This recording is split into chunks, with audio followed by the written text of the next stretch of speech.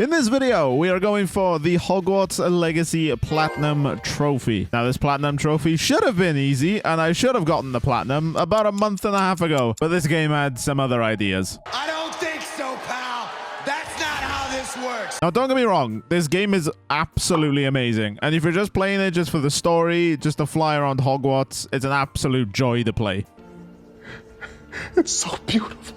The Platinum Trophy, however, it's just miserable, and I'll touch on why in a little bit. But first, a quick history on Harry Potter games, just because there's so many of them. From the beautiful days of PS1 Hagrid. Hello, Harry, it's me, Hagrid. To the actually decent Chamber of Secrets and Prisoner of Azkaban, to then the absolutely horrendous Goblet of Fire. 30 balls beans! And then the Deathly Hallows games being third-person shooters. And of course, Order of the Phoenix, Half-Blood Prince, they weren't too bad. You had the Lego game. That was a bit of fun. The series has definitely had its ups and downs. And I also cannot wait for the video games based around the damn TV show that just got announced.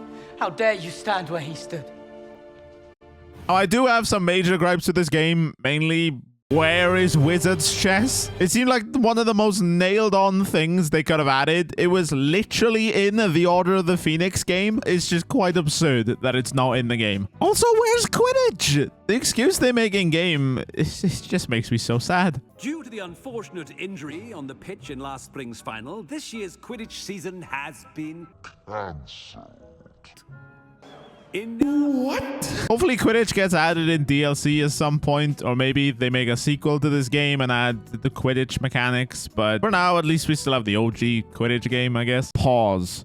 So I just checked Twitter, and what is this, Warner Brothers? Why is this just not in the game? Why is it its own separate thing? Again, maybe it wasn't ready, but why is this not being put in Hogwarts Legacy? Come on, man. And also, some of the voice lines can repeat themselves so much. There's only so many times I can hear. Does it get any more cozy than Hogsmeade? Without going crazy. Oh, and the final boss fight sucks. But really, those are my only major gripes with this game. Everything else is just a lot of fun. I really like the story. I love how most of the side characters are fleshed out, and most of the side missions are actually really good. I think it's unanimous that Sebastian's story is the better one, just because you learned that spell. The incantation is... Even though you use the spell, though, it really doesn't matter that you use the spell. In the lore of Harry Potter, using the 3 unforgivable curses is one of the worst things that you can do. I would have loved it if the game somehow incorporated Azkaban into the game. Obviously, if you choose to be a Hufflepuff, you do visit Azkaban, so it's in the game. But using Avada Kedavra, literally killing someone, I feel should have a bit more pushback. Like, you can use the spells in the presence of teachers, and they just don't care. Interesting display. I should be a bit more careful about using such magic in the castle if I were you. But onto the Platinum. How is it? I'll be honest, guys. It's just bad. I mean, it's an open world game, so of course it would be. The Platinum is just full of mindless busy work for the most part, and I know most Platinums are. Most Platinums have you doing some sort of busy work, whether that's collectibles, extra playthroughs, but this game just felt like it took it to the extreme. On top of a particular quest being glitched for me, which made the Platinum literally impossible for me to obtain for a month. How can you do this? This is outrageous. It's unfair. So the Platinum isn't hard whatsoever. It's just a major time sink. It took me about 60 to 70 hours to get this Platinum, and the majority of it just wasn't a good time, really. Shut up and get to the point. So step 1, beat the game in any house while doing a bit of side content and collectibles. There's nothing missable in this game, so you can do it at your own pace, which is really nice. Step 2, completing all the side quests. Quite a lot of the side quests in this game are really good. Step 3, the damn collectibles. There are so many collectibles in this game. It's like a Ubisoft game on steroids. Oh shit, here we go again. There's Merlin Trials, pages, all fast travel locations. Of course, the dreaded Collector's Edition trophy. And then finally, after you've 100% in the game and finished all the miscellaneous trophies, we have to do 3 partial playthroughs that take about 2 to 3 hours each. Because that's always fun. And this is coming from someone who just did 7 playthroughs of Resident Evil 4. So grab yourselves an 11 3/4 inch very flexible wand, and let's tackle the bloated Hogwarts Legacy Platinum. You're a little scary sometimes. Brilliant. scary. All right, so we begin the game. We get our letter saying that we can now attend Hogwarts School of Witchcraft and Wizardry. And then, of course, we make our character. Looking back at my character, 2 months later, not a massive fan of what I made, I'm not gonna lie. While riding the flying carriage, we do get attacked by a dragon. Now, I noticed something while editing, but I love the attention to detail with the thestrals. Notice that after this man gets eaten by a dragon, my character spins around, then all of a sudden, the thestrals appear. But why can't the others see them? They can only be seen by people who've seen death. This game's attention to detail from the lore of Harry Potter is just so good. After apparating away from the dragon, we press on and we are blocked by an enchantment, and now we finally get to use our first spell. Hey, nice. Got our first spell. We end up coming to an enchanted wall and we see a lovely sight through said wall. Ooh, is that Gringotts? I don't believe it. Gringotts. Now, as someone who has actually been on the Gringotts set, it's just really, really cool to see. We take a ride down to a vault and the goblins lock us in, because of course they do. We then learn another spell, Revelio. And let me tell you, you will be using this spell so much. A little later on, we learn our next spell, Lumos. Lumos is basically just a flashlight spell. It helps you see, and with the help of Lumos, we raise these statues. And this is where the game teaches you some fundamentals of the combat, mainly using Protego to block, and of course, the combat roll. Ow. We then meet the game's main antagonist, Ranrock. Now, he's nothing special. He's no Voldemort, but he's also not terrible. After escaping Ranrock and the Gringotts, we end up on the Hogwarts grounds, and I'ma just shut up here. Hogwarts? Hogwarts? Oh my god, it looks amazing. Let's go, man. Upon arriving at Hogwarts, we pick up our robes. Well, they sort of just get put on us. And then we meet up with the headmaster. What's up? And then we take our place at the Sorting Hat ceremony to see which house we are going to be in. After answering some quick questions, we get our house chosen. Bro, he picked me to go in Slytherin? It's like he knows me. And then, of course, as mentioned before, Quidditch is cancelled. After that devastating news, we get shown to our common room. The Slytherin common room is, in my opinion, the best one. Ah, bro, this looks so sick. I love this so much. In the common room, we meet up with some of the recurring characters that we will see throughout the game. Firstly, we meet everyone's favorite, I think, in Sebastian. Then while going to speak to Emilda, I noticed they're literally playing Wizard's Chess. Let me play, I beg. Then we meet with Ominous, who we will see a lot more of during Sebastian's side quests. While walking around with Professor Weasley, she shows us our first Flu Network location. These are, of course, your fast travel points. Perfect opportunity to show you how to use Flu Flames to get around a bit quicker. We then attend our first lesson.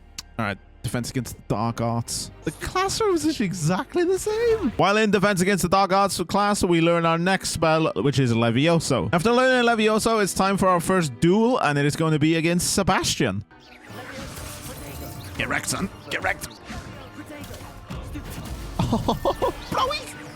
I was about to say, surely I win. Doing all this gets us a trophy for completing a class. Then it's time to attend Charms class and learn the spell Accio. And with Accio, we're going to do one of the more annoying yet fun mini games of the game. This one's really strange. And for some reason, the teacher gives me pity points.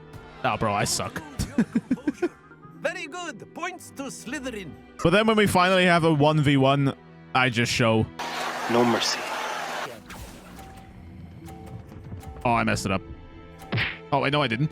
I'm the freaking best. We then run into Peeves, and let's just say he looks so much better than when I last saw him. Young Potter, you're ugly, but what can we do? Everyone says you belong in a zoo. After dealing with Peeves, we join the dueling club, and of course, we pick Sebastian as our teammate. God, we're good. We then need to take what seems like a marathon walk to get to Hogsmeade, but not before some quick sightseeing. Nah, bro, you better let me in there. You better let me in there. But then after what seems like 3 hours, we finally made it to Hogsmeade.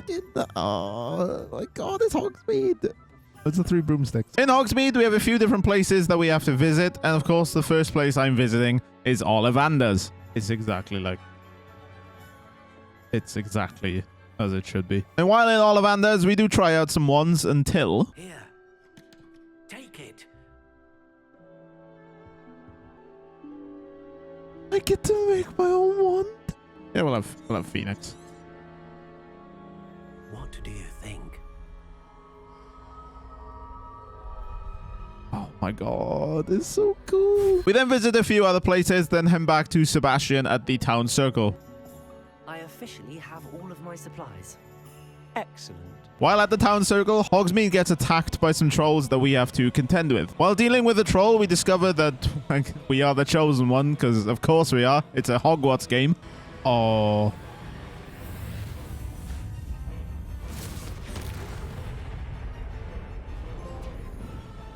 What? And then we do some quick repairs on Hogsmeade. While looking through the potential spells, I find the one that discovered it all. Oh, Flippendo. The one that started it all in the Harry Potter games. Now, fun fact, Flippendo was never used in the books or the movies. It was made specifically for the video games, which is kind of weird and also kind of wild. While attempting to leave Hogsmeade, we notice Ranrock with another of the game's antagonists, which is Rockwood. We then finally visit the Three Broomsticks.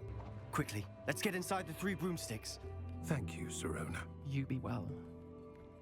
I am here! Hey, Three Broomsticks. Let's go. Now, fun fact, I've actually tried a butterbeer, and it pains me to say it's not very nice. Upon going to our next quest, this poor boy has gotten himself a howler. How many times must They got a howler. Look, everyone. Weasley's got himself a howler. Upon doing the next trial, I discovered that with ancient magic, I can literally turn into Thor. Now, these trials at the start aren't really that bad, but the further you get on into the game, some of them can actually be quite difficult and actually take quite a lot of thinking. Now, on to some dueling mini-games. This is one of these side quests in the game that requires you to master dueling, whether this is doing some combos or actually dueling against the odds. Wait, I'm dueling 3 people. Oh my god. Upon finishing speaking the Natsite, I can never pronounce the name, I do apologize, about what happened in Hogsmeade, we heard a slight commotion. I beg your pardon. How dare you threaten me? What's going on here? That I don't go to straight away, hence why it's now nighttime. But here we find out about the Merlin Trials, easily one of the most unnecessary collectibles in the game. I get it's Hogwarts and there's supposed to be magic and it's, of course, it's Merlin. But god damn, man. No one can tell me they had a good time solving these trials. After we finished our first trial, trust me, there's plenty more to go. We go to Herbology class. One of my more anticipated classes in this game. Herbology. Oh, I love the music. And here we get taught that we can plant seeds in order to grow some plants. See, this is where I was terrified of this game. Because I was expecting Warner Brothers to be like, yo, you want to skip that timer? Pay us some money. Then after we finish with the Herbology class, we move on to Potions. Potions class looks exactly the same. It was so cool. I've literally seen the set in real life of Potions, and it looks basically the same.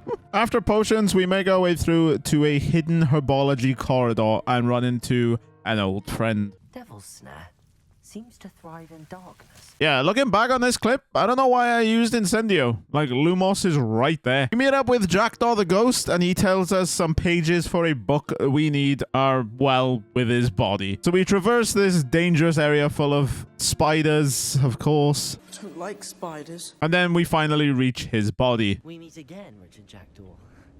Thank you for keeping me Jeez. safe. After reaching his body, we finally make it to the map chamber. Now, in future, we have to do what we just did 3 more times with each different house. Doesn't that sound like fun? Spoiler alert, it wasn't. Hey, toast to the town. Nice. We then knock out a quick trophy for spending 5 talent points. Nice. After the map chamber, it's time to learn to fly. All I saw was go to fly in class. I get to fly a broom. First and foremost, a means of transportation. This, I fear, some of you have forgotten. Yeah, I remember doing this. If I have the clip, I'll show it on screen. Thank you. Oh my god! Oh, I love it so much. After learning how to use a broomstick, we sadly have to do more summoners courts. I mean, it's not the worst minigame, but I mean, next up, we have to meet up with Professor Weasley in a hidden room. Somewhere away from prying eyes. It's the room of requirement. Maybe. I don't know. Oh, that looks like the Room of Requirement to me. Upon exploring deeper into the Room of Requirement, we meet up with Deke, who will be helping us later on, but he basically explains that the Room of Requirement is going to be your hub area. This is where you're going to brew potions, grow plants, upgrade your gear, etc, etc. After messing about with the Room of Requirement, of course, we then move on to buying a broom, just because while you can fast travel, if you can fly a broom around Hogwarts, you're gonna fly a broom, aren't you? You'll be thrilled with that broom. After purchasing our broom, we make our way over to the Quidditch pitch in order to complete one of 3 broom races. They're not so much races, but they're more time trials. Again, like I mentioned before, now that I've gotten my broom and I can fly around, it just made me love this game so much more. Bro, I am so far away from the castle. I just love, you can just spin around. To see that. Literally in the world is freaking amazing. We then gotta do some stealth. Now let's just say I was not expecting the spell that the stealth takedown was gonna be. So Petrificus Totalis is a stealth kill. Alright, sure. Upon doing our next trial, my love increases for the ancient magic. Oh my god. And here's where the trials really start to make you think. We then unlock our next trophy for meeting Charles Rockwood in the map chamber. We then learn the Aloha Mora spell. Now, I am so goddamn ashamed to say that this took me so long to figure out how to open these damn locks. Hopefully it took one of you guys a while to figure it out as well. Well, that was awkward. Next, we learn how to look after pets. Now, this is going to become important later on in the game, since the more you look after these animals and keep them happy, you get some more valuable items. You're not quite Newt Scamander, but you try your best. We then meet up with someone that's worse than Voldemort and Salazar Slytherin. Stupid thing. Worried about a worthless little rodent. Oh, nah, you're... Her name is Persephone. Nah, bro, you're getting Avada Kedavra at first. After that, we meet Poppy, and I really enjoyed Poppy's storyline. She very much loves animals and mythical creatures, so some of her quests she has you do are really cool. And the first one is right here. We get to meet a hippogriff. And then we reach a little bit of a stalemate. All right, in a bit of a predicament at the moment. I can't do this because I need to get the pulso. I can't get the pulso because I need a focus potion and the other potions. Get those, I need money, so I can't do that. I need a venomous tentacler and a mandrake. Can't get those because I can't afford them. Cast the pulso on an enemy. Can't do that because I need the pulso. In a bit of a predicament at the moment. So we're just idling by at the moment. So I just decided to complete some collectibles and ended up finding this. Oh, the Great Hall! I found it! While exploring the castle and looking for different side quests, we run into this monstrosity. So this is the infamous absconder. Oh my god, you are freaking terrifying. I try and run away, but the boy has some other ideas. Bro, he freaking follows me. So instead, we pretend we're Ron Weasley and just fly out. I then end up doing a few more side quests. Nothing too crazy, to be honest. I kill this troll. We go deep sea diving. Then we finally craft the potions that are needed. And then we can attend potions class once again. Later on, we can finally be our best Newt Scamander and capture some fantastic beasts. So we capture some beasts, and then Deke shows us a new room available in the Room of Requirement. This room will allow us to breed animals, which is required for a trophy. We have to breed every single animal in the game. And also we spice up the room by giving the animals some toys to play with, as well as a feeding bench. Elsewhere in the Room of Requirement, we built an Enchanted Loom. This is going to allow us to upgrade our current gear with the items that breeding the animals will give us. We then meet Sebastian's family and we see what's wrong with his sister. And I know this is supposed to be a tragic moment, but I can't get over the glitch that's happening to Sebastian. Sebastian, your cape's a bit back to front. Then we bump into another collectible, the Astronomy Tables. Again, it's just another collectible. Another collectible on top of the other 30 collectibles in this game. We then finally learn Wingardium Leviosa. It's Leviosa, not Leviosa. We then sneak our way onto this roof and see some hippogriffs in chains, and that just will not do. And after that, we get to ride said hippogriff. All right, now it's Christmas season at Hogwarts, and I love how they change the environments. Just so many areas are different. There's snow everywhere, of course. There's a Christmas tree in the Great Hall, but we're going to ignore all that because the first thing we have to do is catch a toad. Then while clearing out this bandit camp, we get the trophy called Root of the Problem, which is for stunning 10 enemies with a mandrake. After that, we return to Herbology and learn the spell that started it all, Flippendo. Next up, we use the Thunder Brew potion on an enemy, which then allows us to learn Defendo. Like, I get the game wants you to do different things to unlock other things, but why does me using a potion let me learn a spell? Like, I just don't understand that. Am I nitpicking? Probably. We then meet up with Poppy once again, and this is one of my favorite side quests that doesn't involve Sebastian. Basically, we're rescuing some dragons. And then after completing this quest, we unlock a trophy. Be careful, won't you? And we will see said dragon a little bit later on in the game. We finally unlocked the final spell, but not really. Hey, learn all the spells. We haven't though. I want a Varicadabra. We then find some unnecessary restrictions from this game. Oh, come on. Let me on there. I know you're not supposed to be on there, but bro, can I get on you? Nope. Bro, even in freaking Harry Potter Chamber of Secrets on the PS2, you could stand on the castle. And this is where one of the best quests in the game happens. You learn about how one of Ominous's family members attempted to progress through a maze that Salazar Slytherin himself has set up. And then you progress and just see the word Crucio on the floor. It just sends shivers down your spine. We then finally learn the Cruciatus Curse. I'm ready. After learning the Cruciatus Curse, we press on through the maze. And I think there's only one thing to do now. Use Crucio. Oh, bro, the way he says Crucio. Oh, my God. All right, now back with Poppy. We're doing another one of her quests. We have to get close to this dragon to return her egg. I think, anyway. It's been a while since I've done this quest, so my memory's a little phasey. But once we finally hand over the egg, it's just beautiful. Next up, we need to get a password, and the only person that knows said password is the headmaster. So we need to disguise ourselves as said headmaster. And there's only one potion in this game that allows us to do that. 50 house points to Gryffindor, if you can guess it right. It is, of course, Polyjuice potion. And one quick swig of Polyjuice potion, we look like the headmaster. How do you feel? Incredible. And this quest is just fantastic. Very well. I've brewed the cure for boils you wanted. I can drop it by your office when it's convenient. Of course, yes. We then meet up with our house elf, and he, of course, tries to quiz me. Close, Master. Scrope thinks Master is indeed testing Scrope. It is always pure. Always pure. Obviously. Of course, as Master knows, in French. Ah, yes, of course. I order you to pronounce it for me. Now, on to my favorite quest in this game. Now, of course, slight spoilers for the story, but I think if you made it this far into the video, you've probably figured that out by now. This quest basically takes you through the story of the Deathly Hallows, and it's just amazing. Each of these quests takes you one step closer to retrieving the 3 pieces of the Deathly Hallows. Of course, being the Elder Wand. Wait. I didn't know. That ain't no mysterious wand. I know what wand that is. The Resurrection Stone. And of course, you are using an invisibility cloak to escape death himself. It's just expert storytelling. Seriously, bravo to Avalanche Studios for this one. It's absolutely brilliant. And of course, we get a trophy for wielding one of the Deathly Hallows.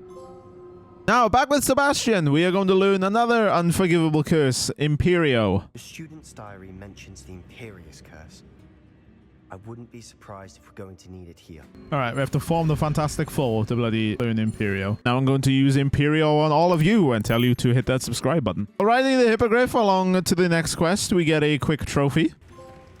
We then complete the 3rd and final flying time trial. I love doing these. I wish there was more than 3 in the game, just because I like flying around Hogwarts. You're an asset to our house.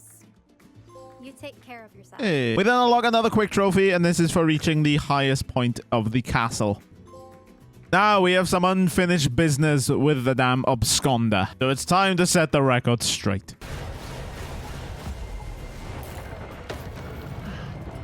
Get wrecked. We then knock out another trophy. This is for getting every single waypoint in the game. There's well over 100 of them, and this is the last one. All right, this should hopefully be the last one. Hey, flew around the world. We also now got another trophy for rescuing a phoenix. Let's get you back to the room. Next up, we have one of our next big boss fights.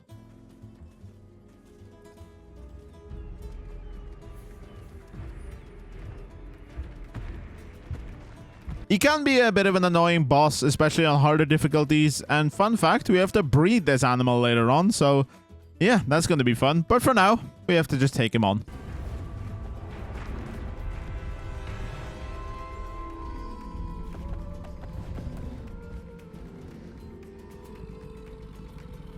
But we have waited long enough. It is time to learn. No time like the present.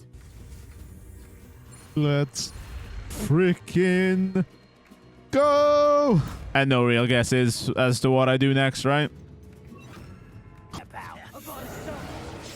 Let's go! Now it is time for the final boss of the game, which is Ranrock. Now, as I said at the start of the video, this is easily one of the worst bosses I have ever experienced. I like the run up to the boss. I like that all the teachers come and help you. But actually fighting the boss is such a chore. Bro, even a Vada Kedavra doesn't do anything to it. And just like that, we beat the game. Aw. I didn't know it would be done like that. I want to do some endgame. We first want to complete Sebastian's storyline. Now, I don't have any of his footage just because when I first recorded this part of the game 2 months ago, I was 100% just not going to mention any spoilers. But since the game has been out for 2 months, plans have slightly changed on that. But then it dawns on me what must be done. Complete the Wizard's Field Guide. Oh, I gotta complete... Oh. We're gonna do one more final boss fight to complete Natsai's story. Again, I apologize that I butcher her name.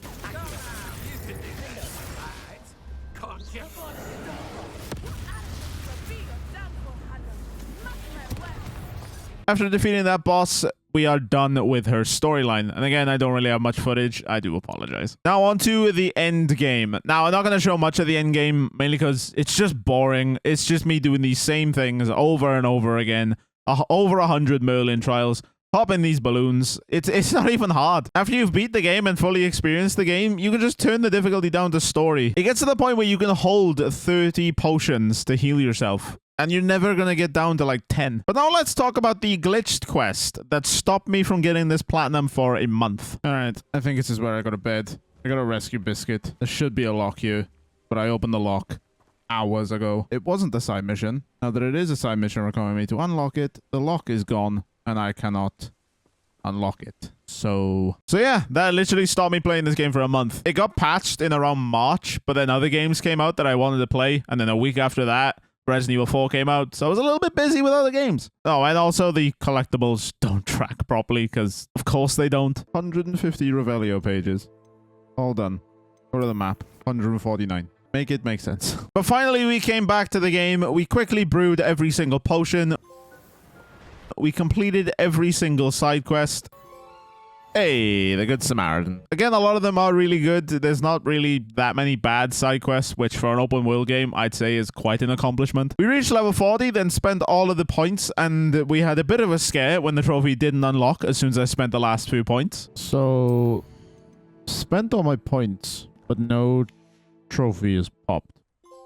Okay. And then finally completing all the 600 collections, whatever it's called. The 600 trophy, the big one. Was a little scared considering there's a butterfly collectible that isn't really a collectible just because the game doesn't track it in the slightest. So you just have to literally just remember how many you have. But then once we get the last one, we 100% the damn game. Now I'm going to bed. I'll do this stupid thing. I'll do the stupid map things tomorrow. Now on to the map chamber with every house trophy. The most unnecessary, stupid trophies I've seen in a game for a while. So, you've just spent 60 to 70 hours in this game, 100% in the game, enjoying the first like 30 hours and then hating yourself for the next 30 hours. I'll now spend another 6 or 7 hours playing through the beginning of the game 3 times, 2 to 3 hours each run. So stupid. No one cares, no one cares, no one cares. I'll bring the book, yeah, no I won't. Cool. There we go. Come on! Oh! Cool. Flashy, flashy. That wasn't worth it. That was rough. That was really rough. You guys want to see me platinum another game? Click on here.